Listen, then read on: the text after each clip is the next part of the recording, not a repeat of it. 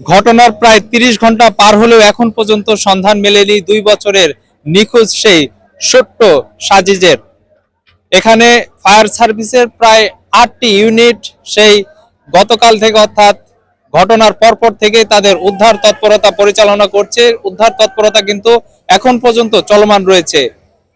আমরা একটু আগে ফায়ার সার্ভিসের একজন কর্মকর্তার সাথে কথা বলেছি। তিনি আমাদের জানিয়েছেন সাধারণত বাংলাদেশে এরকম কোনো প্রযুক্তি এখন পর্যন্ত উদ্ভাবন হয়নি যে প্রযুক্তির মাধ্যমে সুড়ঙ্গের মধ্য থেকে অল্প সময়ে ছোট্ট শিশু বা জীবজন্তু কাউকে এইভাবে উদ্ধার করা সম্ভব হয়। তিনি আমাদের আরো জানিয়েছে এরকম ঘটনা সচরাচর ২৪ ঘন্টা, ৫২ ঘন্টা, ৪৮ ঘন্টা, এমনকি ৭২ ঘন্টা সময় পরেও কিন্তু উদ্ধার করা সম্ভব হয় না। সুতরাং ২৪, ৭২ কিংবা ৫২ ঘন্টা লাগাটা এটা অস্বাভাবিক বলে কিন্তু তারা মনে করছে না। তো এখন পর্যন্ত কিন্তু এই উদ্ধার তৎপরতা চলমান রয়েছে। ফায়ার সার্ভিসের ৮টি ইউনিট কাজ করছে সেনাবাহিনী, পুলিশ প্রশাসন সকলের সার্বিক প্রচেষ্টা চলমান রয়েছে। সকলেই চায় যে সেই ছোট্ট সোনা, সেই ছোট্ট সাজিশকে তার মায়ের কোলে ফিরে দেওয়ার জন্য কিন্তু তাদের এই প্রচেষ্টা।